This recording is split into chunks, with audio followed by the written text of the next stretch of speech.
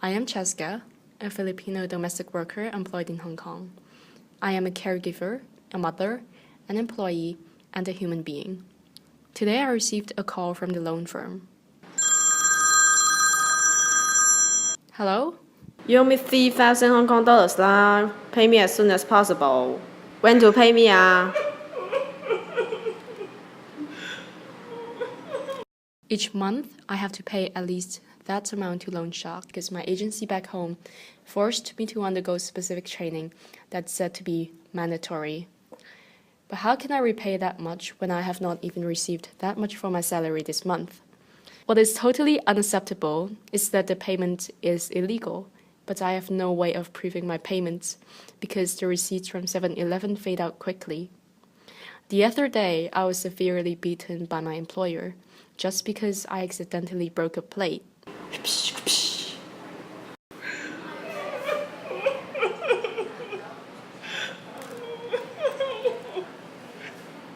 What's the point for me living in this misery when I'm underpaid and still being treated like this? Yet there's no way for me to leave since I have a family to support back home. It's not just me who's suffering.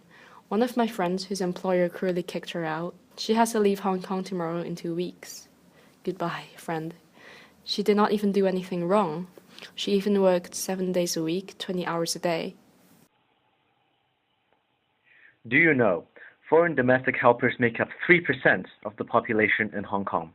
After multiplying by the huge population base, more than 329,035 helpers are now serving more than 320,000 families in Hong Kong 2014.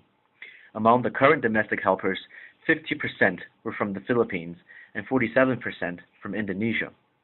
As for gender proportion, female accounted for more than 99%.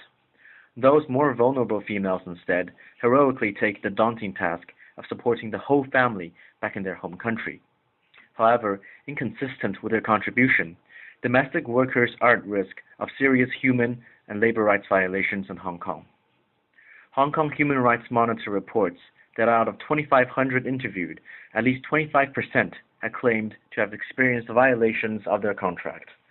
More than 25% had experienced physical and verbal abuse, including a significant incidence of sexual abuses. They're turned into victims of modern-day slavery and became Hong Kong's hidden shame around the world. There are 3 types of parties revolving around all domestic workers. The agencies, which include recruitment, placement, and loan agencies, employers, and the Hong Kong government. It is due to the actions and even inactions of these 3 parties that the foreign domestic helpers living in Hong Kong continue to feel helpless and endure mistreatment, unfairness, and discrimination. Next, let's look at each of these parties in detail to identify the problems incurred. As mentioned before, agencies consist of 3 types. So first, let's introduce the 3 types of agencies. Recruitment agencies are located in the home countries of the domestic workers, and their task is to find new recruits. While placement agencies are usually located in Hong Kong, and they act as a medium to assign these workers to their employers. The agencies charge excess recruitment fees and commissions, which are illegal, and found ways to evade the law by imposing training fees and other expenses before the domestic workers leave their countries. Knowing that these workers are incapable of paying such extravagant fees, the agencies persuade helpers to obtain a loan via loan agencies. The loans have to be repaid monthly once the helpers start to work, leaving them with an insufficient amount of money for their daily needs. Another problem faced by the helpers is contract deception, where the number of working hours and even the amount of wages paid is different to what is stated in their contracts. Recruitment, placement, and loan agencies collude together in the aims of making profits at the expense of these vulnerable domestic workers. Next, let's go over the issues concerning the Hong Kong government. The Hong Kong Monetary Authority has no regulatory control over moneylenders, making it impossible for the government to track any excessive illegal fees.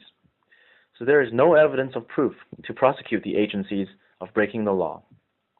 The Hong Kong law has no limit on the maximum number of working hours for helpers, which means that they may have to work excess hours. This is inconsistent with the International Covenant on Civil and Political Rights. Now, let's move on to see how the employers aggravate the issue faced by the workers. The employers make the helpers work for excess hours, deny them rest days, pay them below the minimum allowable wages, abuse them, and even fire them with no prior notice. Yet, the workers cannot complain to authorities, as lodging a complaint against their employers would mean that they would lose their jobs. In addition, the 2-week rule implemented by the Hong Kong immigration allows the helpers a period of only 14 days to find a new job if terminated from the existing one. This time period is inadequate, as it takes longer to find a new workplace, which eventually means that the helper gets trapped in a vicious cycle where they have to apply to agencies again and borrow more loans to find a new job. This is a major problem that has made the helpers vulnerable to agencies and their employers. The government needs to do something. So why would they care about minorities in Hong Kong? For one, racial segregation perpetuates the mentality of racial hierarchy. Ignorance only breeds ignorance. Such negative perception would only foster a detrimental learning environment for our future generations.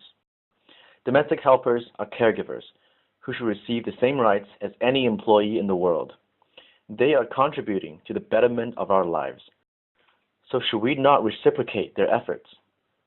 Our goal is to educate the younger generation into acknowledging the rights of foreign domestic helpers and to persuade the government to take action in meeting ILO's standards of equality. So how do we persuade the government to acknowledge minority rights? We are in need of a bottom-up approach, which was historically proven to work in the establishment of the ICAC. If we can shed a light on how much of a member of your family your helper is, then you will be more willing to get involved. Yes, you.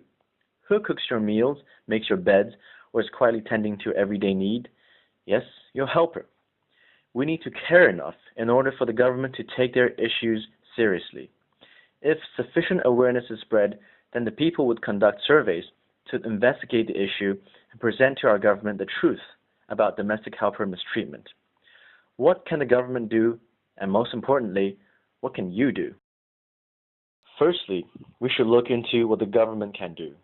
A low-cost way of educating domestic helpers of their rights is to distribute educational booklets written in domestic helpers' respected languages in their home countries. The government should encourage NGOs in Hong Kong and NGOs in the Philippines and Indonesia to form partnerships for knowledge transfer on corrupted agencies and hold seminars to educate domestic workers.